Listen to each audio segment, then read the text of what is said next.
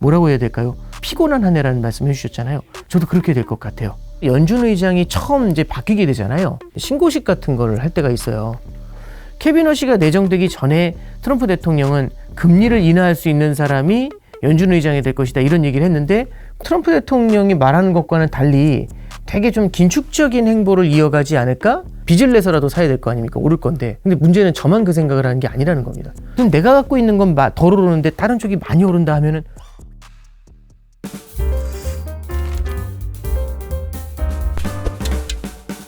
네, 안녕하세요. 신한 프리미어 패스파인더의 오건영 단장이라고 합니다. 신한은행하고 신한증권하고요, 네, 신한 프리미어라는 자산관리 브랜드를 만드는데요. 네, 거기서 이제 전문가 컨설팅 조직이 있습니다. 거기서 이제 자산관리 단장 역할 수행하고 있습니다.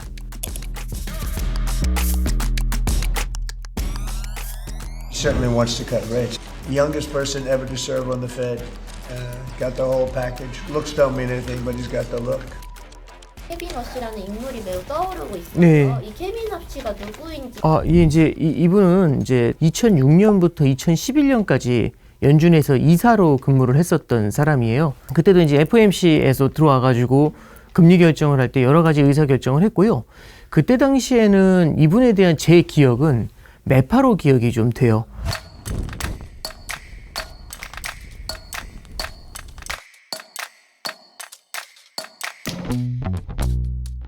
왜냐하면 이제 금융위기 때에도 금리를 인하해야 되는데, 그때도 계속 인플레이션에 대한 걱정을 되게 많이 했었고, 그리고 금융위기 직후에 이제 회복을 조금 하려고 할 때도 인플레이션을 걱정을 해가지고 금리 인상을 해야 된다, 이런 얘기들을 좀 많이 해서 제 기억에는 이 사람은 이제 매파다, 이런 생각을 좀 많이 했었거든요.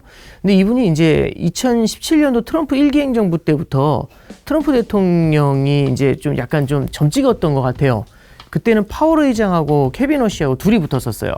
근데 그때 당시 이제 파월 의장이 연준 의장으로 확정이 됐죠. 이번에 2기 트럼프 행정부가 되면서 이번에 치열한 각축전을 벌인 다음에 이 케빈 허시가 연준 의장이 된 케이스입니다.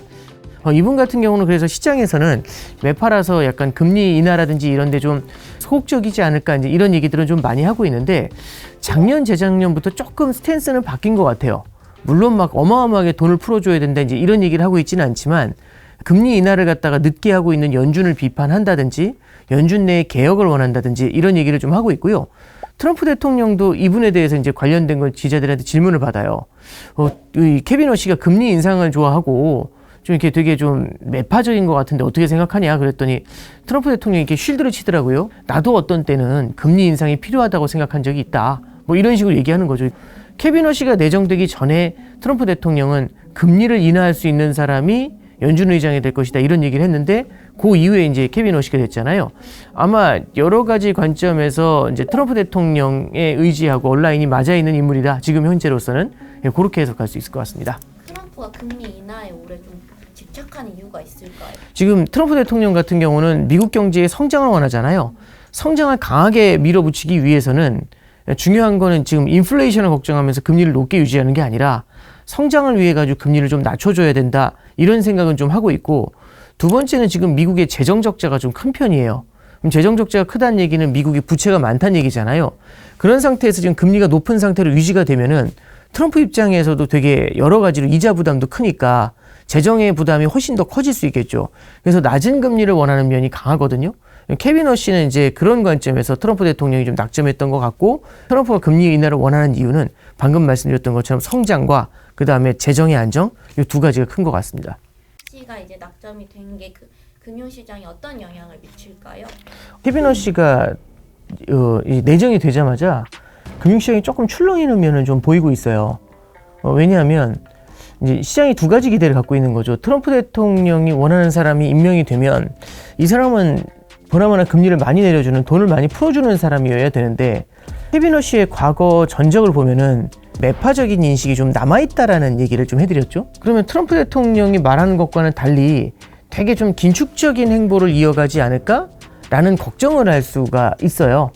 그러면은 시장에서는 이 사람이 매파적으로 행동을 할 거니까 실망스러울 거야 라는 그런 이제 두려움, 그거하고 많은 금리 인하를 할 거야 라는 기대, 이게 약간 극과 극이죠. 이 기대 사이에서 되게 출렁출렁이는 모습을 좀 보일 수가 있어요. 트럼프가 기대하는 것과는 달리 이 사람이 매파 본색을 드러낸다, 그러면 오히려 파월이 지금 하는 것보다 더 빠른 속도의 금리 인상이라든지 이런 것들을 좀 고민을 할 수가 있거든요. 예를 들어 주식시장도 긴장을 할 수가 있고 달러도 강세를 보일 수 있고 채권 금리도 뛰어 올라갈 수가 있겠죠. 그래서 이 극과 극의 모습을 어떻게 소화하느냐, 이게 아마 5월 15일 날 이 케빈 워시가 이제 연준 의장이 취임을 하게 되는데 그걸 전후해서 좀 금융시장이 한번 겪어야 될 테스트가 아닌가 싶습니다. 일반적으로 연준 의장이 처음 이제 바뀌게 되잖아요. 신고식 같은 거를 할 때가 있어요. 그래서 이제 그린스펀이라는 사람이 들어온 다음에는 블랙 먼데이가 와가지고 하루에 주가가 22%가 빠진 적이 있고요. 버냉키 의장이 그 다음 들어왔는데 2006년 5월에는 버냉키 쇼크라고 해서 주식시장도 그렇고 원자재 시장도 한 20%씩 빠진 적이 있어요. 파월 의장도 취임한 직후에 이제 시장이 좀 흔들렸던 기억이 있어요. 그러니까 이게 뭐 징크스다라고 해가지고 들어오면 무조건 흔들린다 이런 말씀보다도 직장 생활하는데 윗사람이 바뀌면 처음에는 예전에 하던 패턴대로 안 하고 조금 긴장하고 보잖아요. 케빈 워시라는 사람을 알아가는 과정, 그게 조금 있지 않을까 싶고요. 내 기대하고는 달랐을 때 변동성이 확대될 가능성들, 그런 것들은 좀 보실 필요가 있을 것 같습니다. 하반기에는 미국에 이제 중간 선거가 예정이 돼 있어요. 그래서 이제 중간 선거에서 어떤 결과가 나오느냐가 되게 중요한데 트럼프 1기 행정부 때도 처음에 이제 대통령 당선이 된 다음에는 대통령이랑 상원 하원을 전부 다 이제 그 공화당이 차지하고 있었거든요. 근데 2018년도에 민주당한테 하원을 뺏겨요. 그러면서 이제 19년도, 20년도에는 경제 정책을 할 때 힘이 좀 많이 빠진 모습을 좀 보였거든요. 그래서 이번에 이제 올해 11월에 있을 중간 선거에는 굉장히 좀 초점을 많이 맞추게 될 거라고 생각은 하고 있어요. 근데 이제 경제 성장에 초점을 맞추려다 보면은 이게 문제가 생기는 게 물가가 올라가는 문제가 생깁니다. 과거에 바이든 행정부를 보면은 바이든 대통령이 있었던 23년도, 24년도 미국 경제가요 나쁘지 않았어요. 성장률 양호했거든요. 주가도 많이 올랐고. 그런데 쫓겨났지 않습니까? 그럼 왜 쫓겨났을까 한번 생각해 보는 거죠. 답은 간단해요. 물가를 못 잡았어요. 왜냐하면 서민들은 물가가 훨씬 더 취약하거든요. 주식시장 오르는 게 좋지 않냐? 근데 문제는 주가하고 물가하고 같이 뛰잖아요. 그러면은 자산가들 같은 경우는 큰 문제는 없지만 서민 경제는 굉장히 힘들어지는 문제가 생겨요. 근데 지금 보면 트럼프 행정부 하에서도 성장은 강하게 나타나는데 여전히 미국의 물가가요 불안불안합니다. 그래서 이제 요즘 미국에서 어포더빌리티라는 단어가 유행을 해요.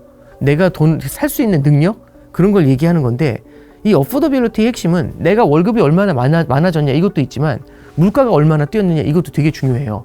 아마 말씀 많이 들으셨겠지만 미국 렌트비가 후덜덜합니다. 돈을 꽤 많이 받더라도 렌트비 내고 나면 남는 게 없으니까 생활이 되게 어려운 거거든요. 그러면 정부에 대한 불만도 커지지 않을까요? 그래서 이제 말씀드리고 싶은 게 하반기로 넘어오면 넘어올수록 트럼프 행정부에서도 물가에 대해서 고민을 좀 많이 하게 될 것 같아요. 그러면 물가를 안정을 시켜야 된다라고 하는데 트럼프가 원하는 것처럼 금리를 막 잡아내리면 물가를 오히려 자극을 할 수도 있겠죠. 그러면은 오히려 중간 선거에서 힘들어질 수 있지 않습니까? 트럼프가 무슨 얘기하는 거는 지금 금리가 한 3.5 정도 되니까 1.5까지 낮춰야 된다 이렇게 이제 과격하게도 얘기하거든요. 그렇게까지 인하하기에는 쉽지는 않을 거라고 보고요. 그래서 이제 우리가 막 포인트를 잡을 게 뭐냐면 시장이 어떤 기대하는 것보다는 금리 인하가 조금은 좀 덜하지 않을까라는 생각은 좀 하고 있습니다. 만약에 물가를 안정하는 게 자기 이제 정치적인 연장에도 좋다면 어떤 네. 선택을 할 것 같으세요? 금리 인하가 만약에 물가를 자극하잖아요. 이럴 때에는 금리 인하의 속도 조절에 들어갈 수 있을 거예요. 그리고 이제 두 번째는요. 관세가 물가를 자극한다는 얘기들이 있거든요. 그럼 이 관세에서도 일정 부분은 조정을 할 수 있어요. 이제 물론 트럼프는 관세를 무조건 올릴 거야 이렇게 말씀하시는 분들도 있지만 만약에 이 관세가 인플레이션에 영향을 주게 되잖아요. 그럼 트럼프도 물러서는 방법들이 있을 거예요. 작년도 11월부터 중남미 4개국에서 수입을 하는 생필품에 대해서 식료품에 대한 관세를 낮췄거든요. 커피라든지 코코아라든지 바나나 이런 것들은 관세를 낮췄어요. 그리고 올해 초에도 이탈리아에서 수입하는 파스타 면에 대한 관세를 제로로 만들었고요. 가구 관세도 제로로 만들었어요. 그럼 얘네들은 뭐로 의미할까요? 관세를 낮춘 품목들이 서민들의 생활하고 직결되는 것들을 좀 낮춰줬죠. 트럼프는 관세를 올린 사람인데 왜 낮췄지? 뭐 이유는 느낌에 딱 오시지 않습니까? 그러면 이제 하반기에는 그렇게 이제 물가를 좀 안정시키기 위한 정책들을 조금은 좀 고민하게 될 것 같아요. 서민들하고 연관돼 있는 품목들의 관세를 좀 조절하는 방법이나 아니면 물가를 자극할 수 있는 정책들, 예를 들어서 과감한 금리나 이런 데에서는 신중을 기하는 모습들이 좀 나타날 수 있지 않나 싶습니다. 이제 안전 자산이라고 불리는 그 은에 막 투자를 하세요. 이게 이제 많은 분들이 생각을 하시는 게 최근에는 은이 많이 오르니까 투자해야 된다 이런 얘기들 되게 많이 하시거든요. 근데 이제 이게 이렇게 보시면 될 것 같아요.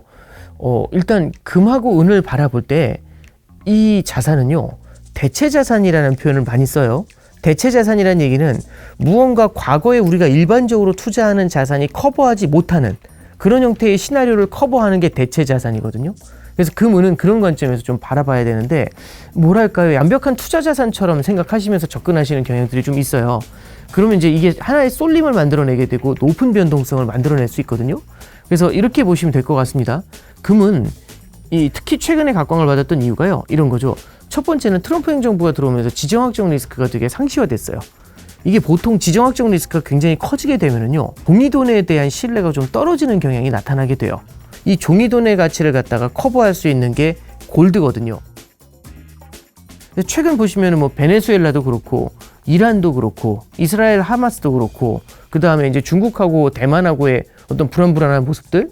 두 번째는 과거와 달리 이제 트럼프 대통령이 그린란드 내놓아라 이렇게 했었던 거 뉴스들을 보시면서 전 세계가 미국 달러를 기축통화로 가져가는 게 맞냐, 이런 의구심을 조금씩은 갖게 되는 것 같아요.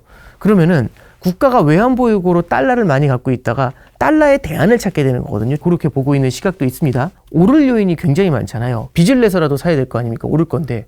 근데 문제는 저만 그 생각을 하는 게 아니라는 겁니다. 모두가 여기로 들어와가지고 사잖아요. 그러면 이렇게 올라야 될 게 이렇게 뛸 때가 있어요. 그러면 이게 뭐냐면 펀더멘탈 대비 너무 세게 뛰어 올라가잖아요. 그럼 작은 충격에도 이게 출렁출렁 갈 때가 있습니다. 그리고 은은 금하고는 또 조금 달라요. 은은 이 실물 화폐로서의 기능이 별로 없습니다.